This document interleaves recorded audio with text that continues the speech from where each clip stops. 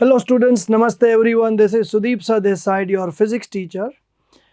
And in the previous two videos, we discussed capacitors in series and capacitors in parallel. It was very interesting, though easy topics.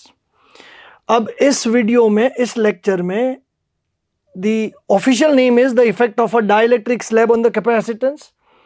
अगर किसी capacitance के बीच में एक die electric slab को insert किया जाए, अब तक हमने जितने भी डेरिवेशंस स्टूडेंट्स किए वहाँ पे there was air between the two plates of the capacitor. जो भी डेरिवेशंस थे, चाहे वो पैरेलल प्लेट कैपेसिटर हो, चाहे वो स्फेरिकल कैपेसिटर हो या सिलेंड्रिकल कैपेसिटर हो, हमने सारे डेरिवेशंस में there was no other medium other than air. हमने एयर को यूज किया था between the two plates. For the first time we are going to derive the effect of a dielectric slab on a capacitor. के मान के चलिए कि अगर हम कैपेसिटर की दो प्लेट्स के बीच में अगर हम किसी डाई इलेक्ट्रिक स्लैब को इंसर्ट करते हैं तो उसकी क्या इफेक्ट होगी. अब जब मैं क्लास में पढ़ाता हूं तो इसका नाम होता है, इस टॉपिक का नाम होता है मेरे बोर्ड के ऊपर स्लैब टुकड़ो. स्लैब टुकड़ो means a piece of slab. तो you can see that the entire region between the two plates is not being covered by the dielectric slab. It only covers part of the total region. तो इसीलिए टुकड़ो means a piece. टुकड़ो in Gujarati means a piece. तो चलिए इसको इसकी क्या effect होगी उसको देखते हैं. इसमें एक बहुत ही अच्छा कॉन्सेप्ट है जो कि हमने ऑलरेडी उसको हम स्टडी कर चुके हैं. तो ये जो प्लेट है कैपेसिटर की प्लेट, उसको हमने पॉजिटिव चार्ज दे दिया. और आइडियली क्या होता है, अगर ये यहां पे नहीं है तो 1 2 3 4 5, तो अगर ये यहां पे नहीं है तो क्या होता है कि यहां पे नेगेटिव चार्ज इंड्यूस होता है, पॉजिटिव अर्थ के अंदर चला जाता है. वो सब चीजें ठीक है. अब स्लैब होने की वजह से, इस प्लेट की वजह से, सबसे पहले मान लीजिए कि स्लैब नहीं है तो इस प्लेट की वजह से यहां पे क्या होगा कि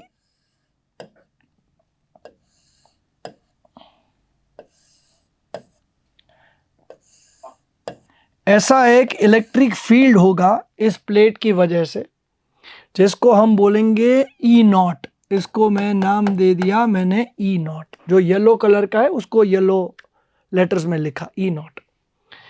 अब जब भी किसी स्लैब को आप यहां पे प्लेस करते हो और इसका जो चार्ज है वो मैं प्लस क्यू और माइनस क्यू ले रहा हूं और इसकी वजह से ये फील्ड क्रिएट हुआ, उसको मैंने ई नॉट बोल दिया. Surface charge density, charge per unit area, ये जो दो प्लेट्स है उसके एरिया है ए और ये पैरेलल प्लेट कैपेसिटर का ही कॉन्सेप्ट है. दोनों के बीच में, दो प्लेट के बीच में जो सेपरेशन है दैट इज स्मॉल डी. और यहां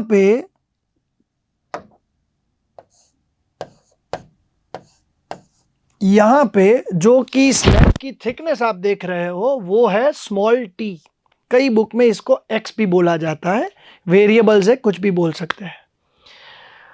अब क्या होगा कि अगर मैं यहां पे इसके सरफेस चार्ज डेंसिटी की बात करूं, अब पूरी चीजों को डिस्कस कर लेते हैं.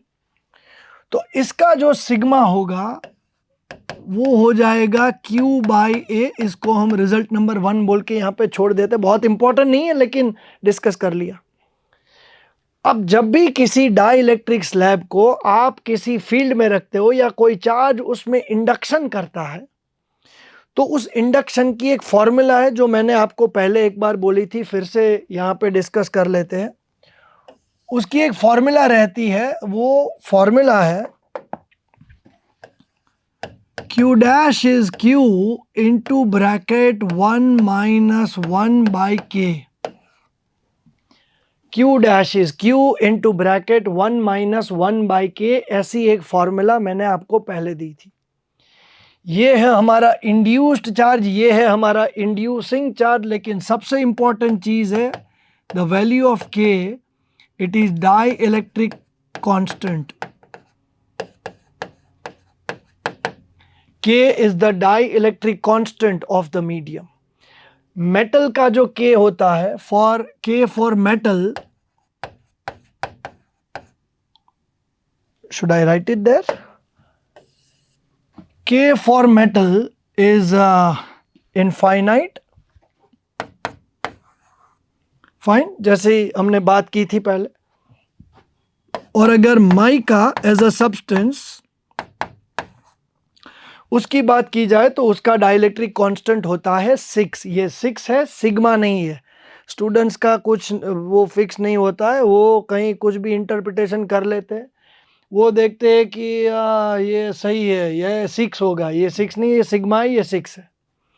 फाइन. तो अगर यहां पे आप 6 को प्लेस करोगे तो 1 माइनस 1/6 इज 5/6. मतलब जो इंड्यूस्ड चार्ज है वो इंड्यूसिंग चार्ज का 5/6 होगा.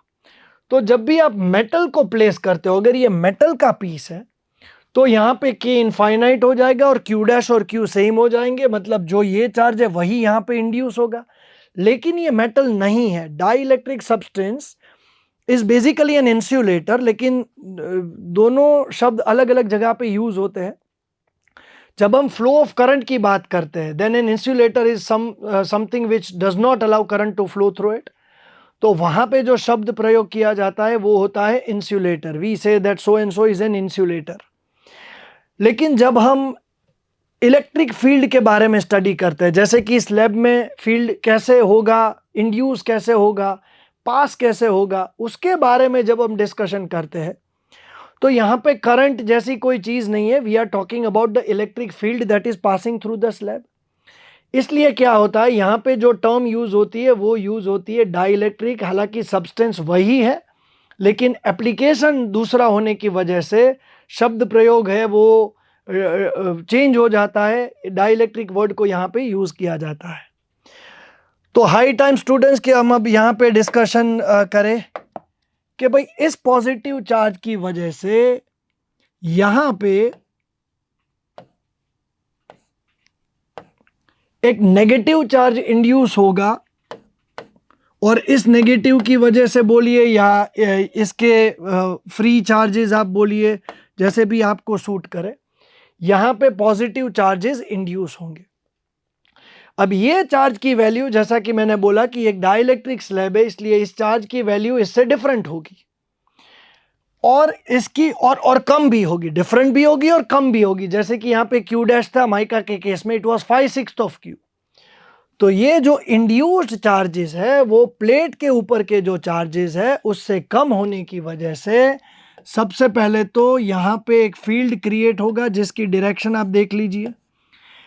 ये जो फील्ड होगा उसको मैं बोलूंगा इंड्यूस्ड फील्ड. तो उसके लिए मैं यहाँ पे सेम कलर कोडिंग करके इंड्यूस्ड फील्ड लिख रहा हूं. इसको मैं प्लस Q डैश और इसको माइनस Q डैश बोल सकता हूं. ओके, बोलने में कोई परहेज नहीं है. तो यहां पे इसको मैं प्लस Q डैश और इसको माइनस Q डैश बोल दिया.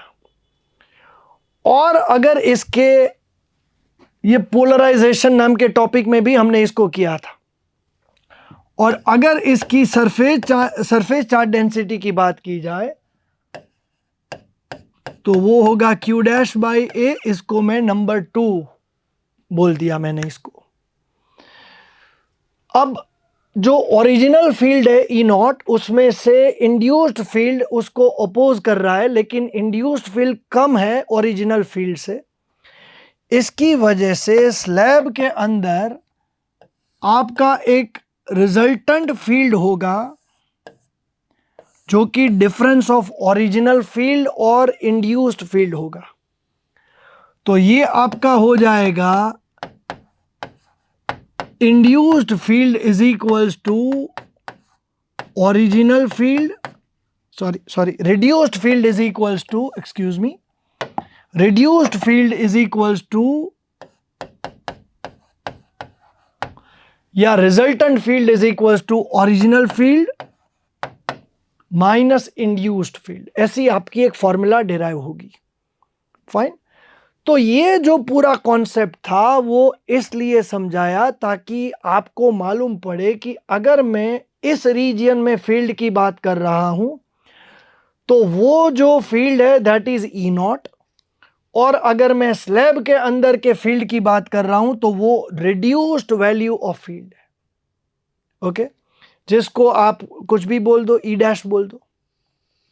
अब यहां से कॉन्सेप्ट खत्म और डेरिवेशन शुरू। तो अगर स्टूडेंट्स अगर मैं आपसे बोलूं कि V is the potential difference between two plates of a capacitor, V is the potential difference between two plates of the capacitor, तो एक बहुत ही इंपॉर्टेंट फॉर्मूला मैं लिखने जा रहा हूं। आप एक्स्ट्रा अलर्ट हो जाइए, आपके कान ऊपर हो जाने चाहिए। फाइन। जब भी हम विसल करते हैं तो जैसे नहीं वो एनिमल्स रिस्पॉन्ड करते, इस तरह से आपको अलर्ट हो जाना है। तो यहां पे आप देख सकते हो कि V जो है उसकी एक फॉर्मूला लिख के, मैं जब फॉर्मूला खत्म करूं आप पॉज करो और उसके बारे में सोचो, then I will reveal the answer.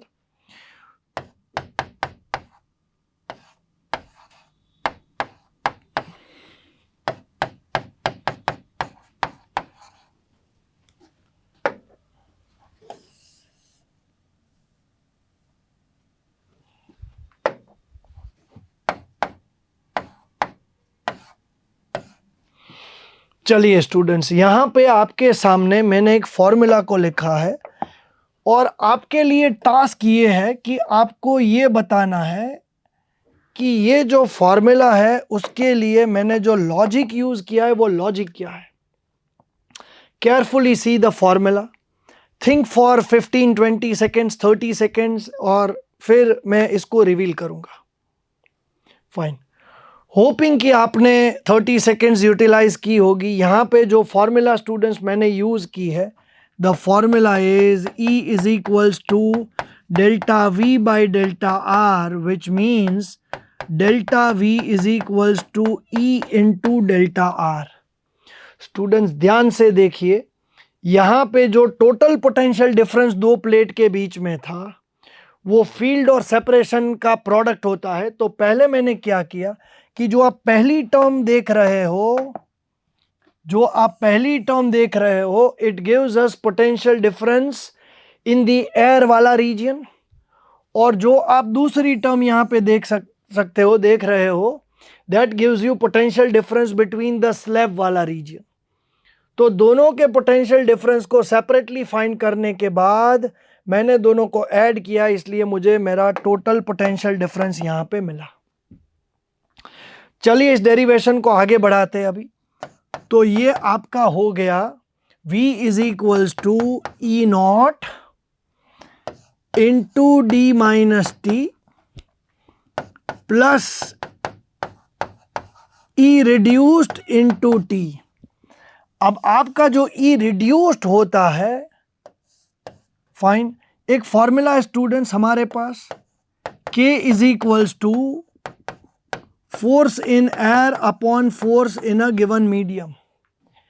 जिस तरह से K is equals to force in air upon force in a given medium formula है, F is equals to QE, इसी बेसिस पे हमारे पास एक और फॉर्मूला है, K is equals to field in air upon field in a given medium.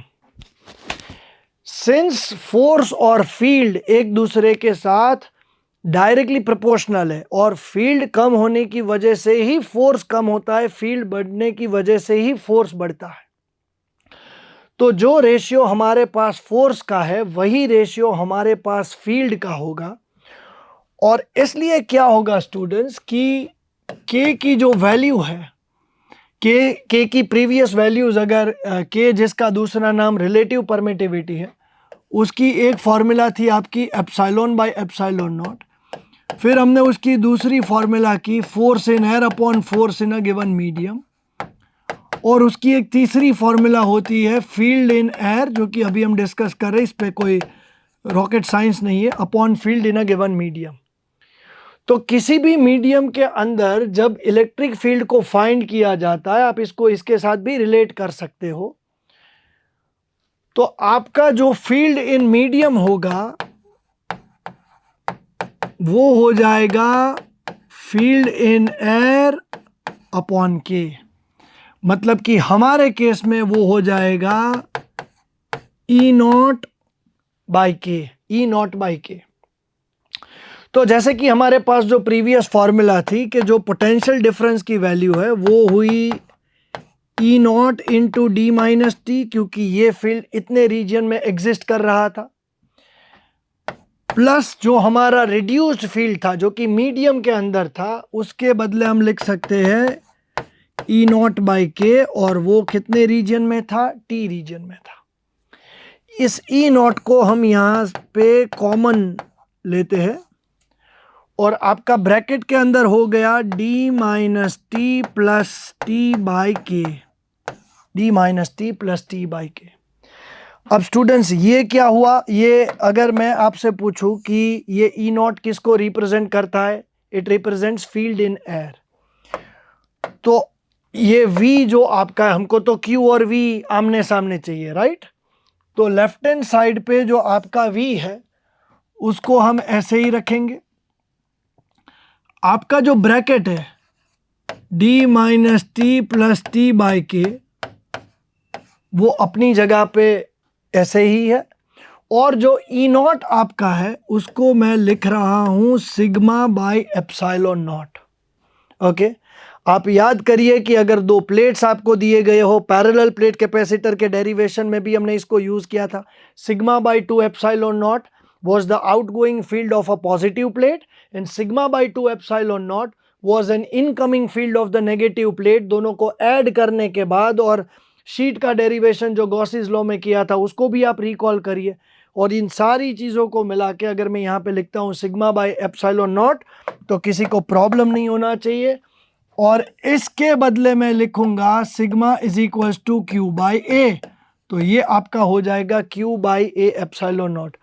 अब आप देख सकते हो कि Q और V दोनों आमने सामने हो गए, और आमने सामने होने की वजह से अब मैं लिखता हूं Q इज इक्वल्स टू, अब सारी चीज़ों को एक तरफ जाने देते हैं, एप्सिलॉन नॉट ए अपॉन, ये आपका एप्सिलॉन नॉट ए यहाँ पे ऊपर चला गया, ये आपका ब्रैकेट नीचे आ जाएगा, तो ये हो गया D minus T plus T by के, और यहाँ पे आपका बचा V। तो students if Q is equals to something into V, तो जो समथिंग आपके पास है, if Q is equals to something into V, तो ये आपका जो समथिंग है वो C हो जाएगा। तो हमारा रिजल्ट जो है वो डिराइव हो चुका है, हम इसको फाइनली लिखते हैं। यहाँ पे हमको फाइनल रिजल्ट मिला C is equals to epsilon naught A upon D minus T plus T by K. आपको स्टूडेंट्स ये फॉर्मूला याद रखनी है, इसलिए इसको मैं बॉक्स में आपके लिए यहाँ पे इसको मैं हाईलाइट कर रहा हूँ। Fine, you have to remember this formula, और इसके ऊपर हमको डिस्कशन करना है। ओके, इसके ऊपर discussion. First of all you have to remember this formula, epsilon naught A upon D minus T plus T by k. Fine, you have to remember this formula, number 1। Number 2, अगर इसके ऊपर कुछ special cases अगर discuss किए जाए, तो there are multiple special cases, जैसे कि अगर मैं कंप्लीटली दो प्लेट्स के बीच में अगर मैं स्लैब को इंसर्ट करता हूं, फाइन, दैट इज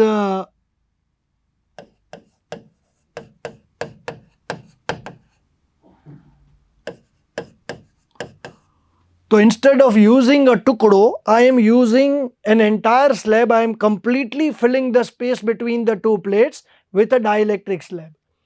तो क्या होगा स्टूडेंट्स कि हम T के बदले हमको D लिख सकते हैं, और यहाँ पे अगर मैं T के बदले D, क्योंकि हमने पूरा जो स्पेस है बिटवीन द टू प्लेट्स उसको स्लैब से फिल कर दिया, तो अगर मैं T के बदले D लिखता हूँ, तो ये D आपका कैंसल यहाँ पे हो जाएगा। T के बदले D लिखा, यहाँ पे D आ गया, ये K आपका ऊपर की तरफ जाएगा, और आपको आपकी कैपेसिटेंस की फॉर्मूला मिलेगी K epsilon naught A by D।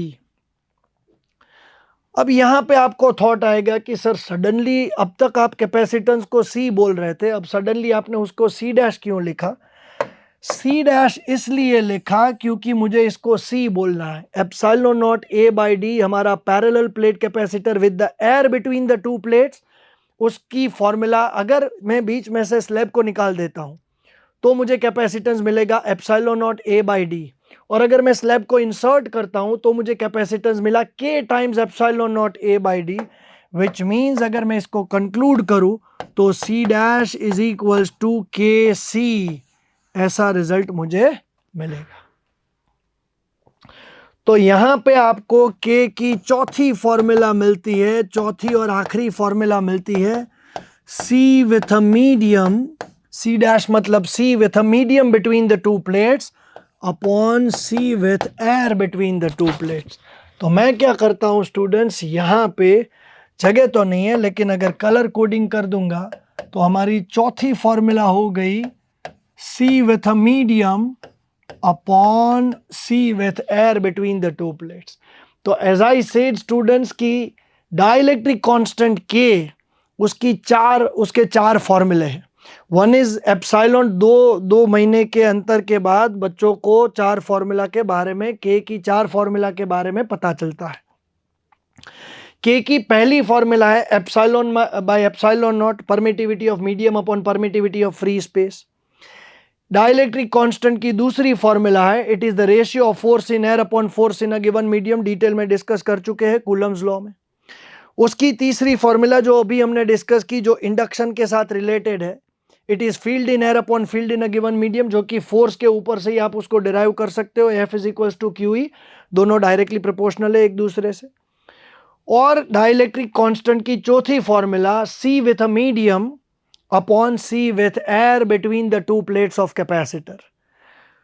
तो ये चार फॉर्मूला हो गई। अब यहां पे इस रिजल्ट को डिस्कस करते हैं। ये रिजल्ट हमको ये बताता है कि जब भी हमारे पास एक पैरेलल प्लेट कैपेसिटर होता है या कोई भी कैपेसिटर होता है with air between the two plates, उसको जब डाइलेक्ट्रिक मीडियम से रिप्लेस किया जाता है, the medium between the two plates, तो उसका जो कैपेसिटेंस होता है वो के टाइम्स बढ़ जाता है। मतलब कि अगर मैं इसको माइका से रिप्लेस करूं, एयर को बीच में माइका फिलअप कर दूं, तो इसका कैपेसिटेंस 6 टाइम्स हो जाएगा, के टाइम्स हो जाएगा। फाइन, तो ये हमारा पहला रिजल्ट हुआ। हमारा जो दूसरा रिजल्ट है वो है मेटल स्लैब।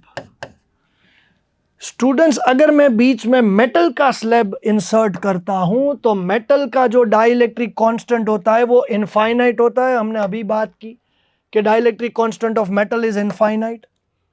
तो यहां पे मुझे के जगह पे इनफाइनाइट वैल्यू पुटअप करनी पड़ेगी, तो मेरी जो ये लास्ट टर्म है वो 0 हो जाएगी और मुझे अपना रिजल्ट मिलेगा capacitance is equals to epsilon naught A upon D minus T.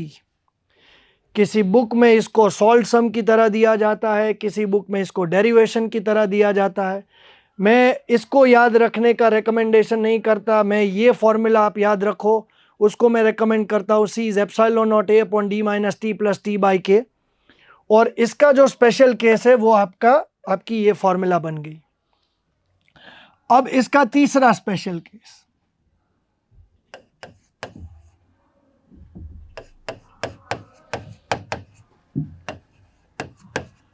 अगर मैं इसको पूरा मेटल से भर दूं तो मुझे दो चीजें करनी है। अच्छा, यहां पे लिख के देता हूं के फॉर मेटल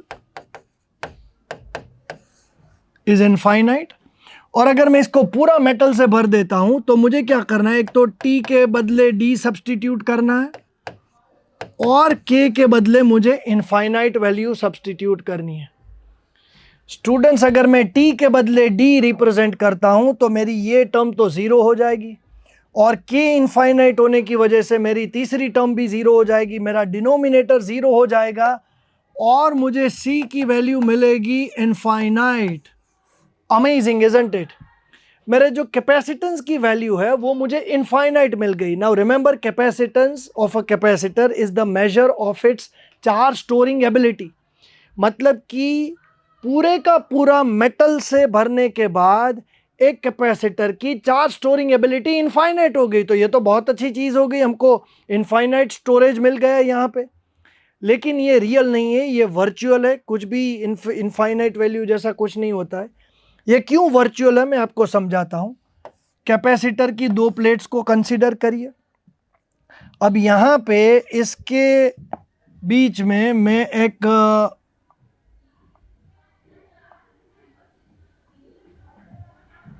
इसको मैंने मेटल के स्लैब से भर दिया। अब जैसे ही मैंने इसको मेटल के स्लैब से भर दिया स्टूडेंट्स, तो अब क्या हो रहा है देखिए कि इसका कैपेसिटेंस इनफाइनाइट हो गया, जैसा कि हमने डिस्कस किया। यहां पे लिखता हूं कि ये एक मेटल का स्लैब है। अब क्यों इनफाइनाइट हो गया? क्योंकि यहां से पॉजिटिव चार्ज आ रहा है और यहां अर्थिंग होने की वजह से जो सारा का सारा पॉजिटिव चार्ज है वो मेटल के थ्रू पास होके अर्थ के अंदर जा रहा है।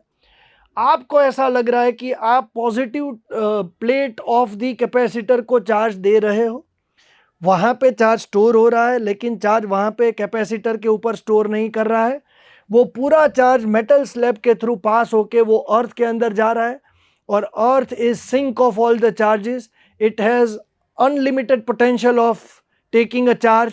तो आप जितना भी चार्ज अर्थ को दोगे तो वो तो पूरा अर्थ के अंदर स्टोर हो जाएगा। The capacitor is not actually storing any charge and it is going into the earth. So this is virtual, this is not real. तो स्टूडेंट्स यहाँ पे ये एक बहुत ही इंटरेस्टिंग टॉपिक जिसको हमने डिस्कस किया, इस वीडियो को यहाँ पे ख़त्म करते हैं। Fine, I hope you are finding it interesting. खास करके जो स्पेशल केसेस है उसको डिस्कस करने में बहुत ही मज़ा आता है। इस वीडियो में इतना ही। स्टूडेंट्स जुड़े रहिए फिजिक्स को इसी तरह से पढ़ने के लिए। Thank you for learning physics from me at edge.in। Thank you very much.